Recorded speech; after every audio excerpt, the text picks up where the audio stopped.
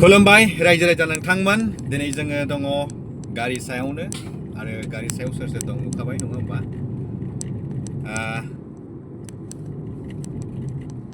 बिसायख'थिनि फिथाइखौ लानानै आसाम आरो बेंगलावहाय स्पेसियेलि बेंगलावहाय जोबोद माने दुंहाव थासारि जादों बेहाय सारनिफ्राय माबा एडभाइस मोनगोन नामा स्पेसियेलि बेंगल थामहिनबा वेस्ट बेंगलनि इलेक्शननि मेटारा जों बयबो नुदों 2.5 लाख सेन्ट्रेल पारामिलिटारिस डिप्लय जादों वेस्ट बेंगलनि बिसायख'थिखौ खुंफुंनो थाखाय इडि आइडि सिबिआइ गासैबो नामायजोबदों इलेक्शन कमिशनार बेंगलनि बिसायख'थिखौ लानानै गासैबो नामायजोबदों आरो बेनिख्रुइ बांसिन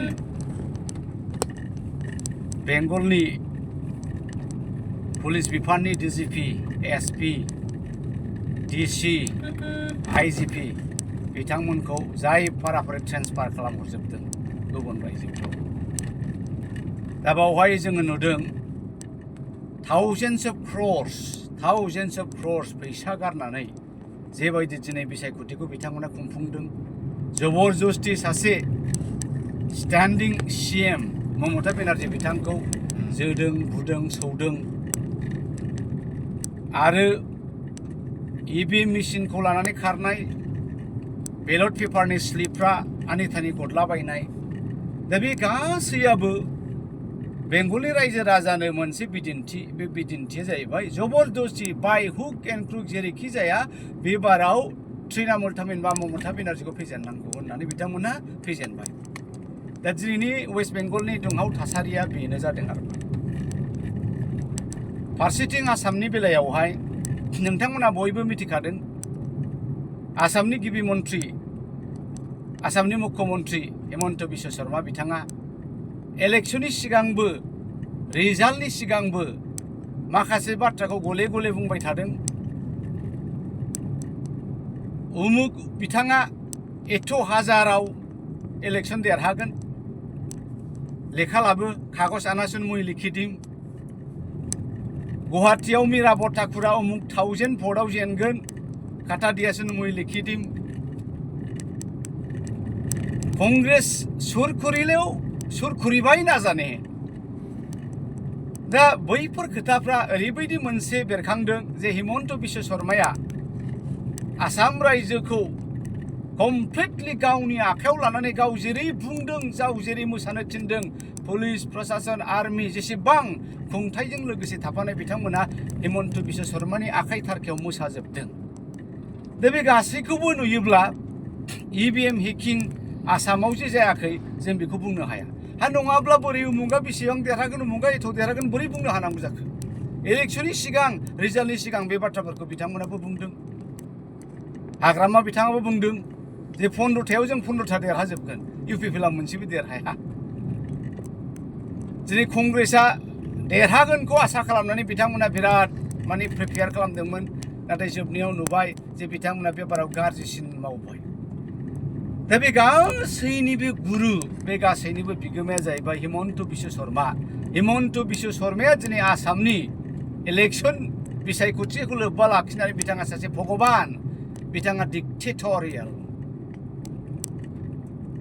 आसामनि जेसेबां मन्थ्रि मनलाफोर दङ जायखि बिफानानो दाजाथों इडुकेसनानो जाथों बा एग्रिकालसारानो जाथों बा मेडिकेलानो जाथों बा हम डिपार्टमेन्टआनो जाथों रावबो मन्थ्रिया गावबागाव डिपार्टमेन्टखौ लानानै मालाबा मिडिया होनाय जों नुवा मेक्सिमाम हेमन्त बिश्व शर्मायानो गासिबनिबो जानानै गावनो बुंजोबो दा बेवहाय मा नुदों जोङो मोनसे रोखोमनि गभर्नमेन्ट बियो आरोबाव गणतान्त्रिक बा डेम'क्रेटिक बा रिपाब्लिक गभर्नमेन्ट नंलिया बे सासे मानसिनि खुंनाय डिक्टेटरशिप हेमन्त बिश्व शर्मा बिथांनि बिथोनाव जाजोबनाय दा बे गासैखौबो नायोब्ला जोङो मा नुबाय जे रायजो राजाया गिख्रंदों रायजो राजाया असान्ति जाबाय आंनि एडभाइसआ आंनि बोसोना रायजो राजाफोरनि थाखाय मोनसे खेंफोरथि होनो नागिरनाया बेनो नोंथांमोना दागि जेसेबांखि महान मानसियानो फैया मानो जाथों नोंथांमोना खोनाबाय स्टालिननि समाव स्टालिनाबो जोबलांबाय, हिटलारनि समाव दिनै हिटलाराबो जोबलांबाय, साद्दाम हुसेननि समाव दिनै साद्दाम हुसेनाबो जों गैलिया। दा जों जारिमिनाव नुबोदों बिराद गेदेर गेदेर डिक्टेटरफोर जबरदस्ति रायजो राजाखौ गादबनानै गोदोना सेरनानै सासन खुंनायखौ रावबो बिथांमोना दिनैसिम थांनानै थायाखै।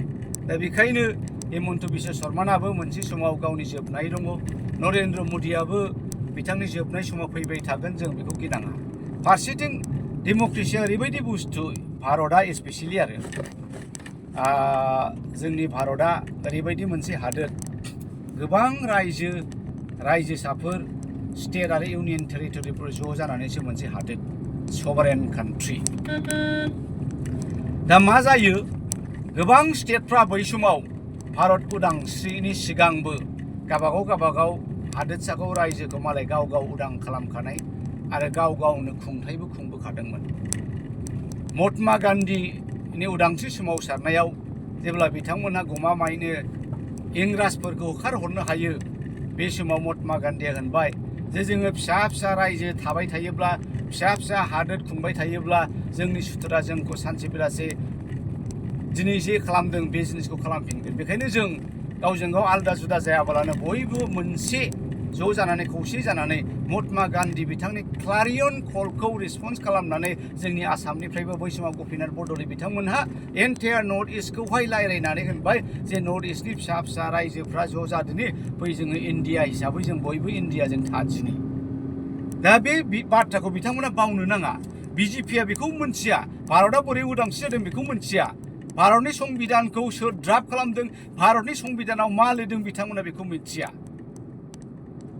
दा बेखायनो आं बुंनो सानदों, सोरबाया जाय जेखियानो दा जाथों, गणतन्त्रनि खान्थिनि बेरेखायै, रिपाब्लिकनि खान्थिनि बेरेखायै जुदि खुंथाय खुंनो थाङोब्ला बे बारा गोबाव जोरा।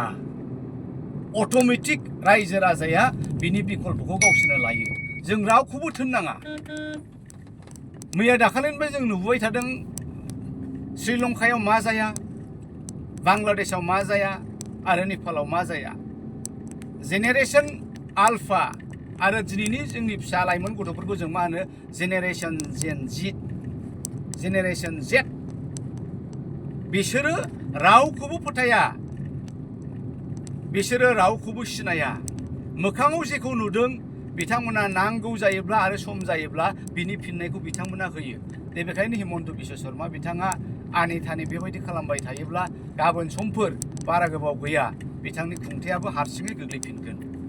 आङो बेखायनो रायजो राजा नोंथांमोनखौ बेखौल' खावलायदों, भारतआ गणतान्त्रिक डेम'क्रेसिसो, बाय दा पिपोल फर दा people and of the people. रायजो राजाजोंनो खुंजानाय आरो रायजो राजायानो गोसो जायोबा बोख्लायफिननो हायो। दा बेखाय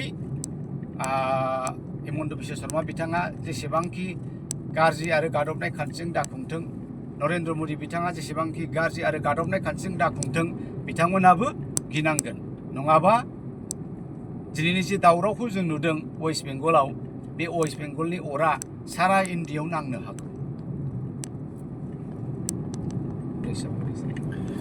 सारनिफ्राय जोङो मिथिनो मोनबाय, नङा होमबा? दा जोङो आसाम आरो बेंगलाव जिबायदि थासारि जादों, बै थासारिनि सोमोन्दै सारा जोंनो बेखेवनानै होबाय, बुंथिनानै होबाय। बेनि थाखाय रोजा रोजा साबायखर। आरो फैबाय थानाय समफोराव आं बिदिनो आपडेट आंनि चेनेलावहाय लाबोबाय थागोन। गोजोन्थों, बाय बाय।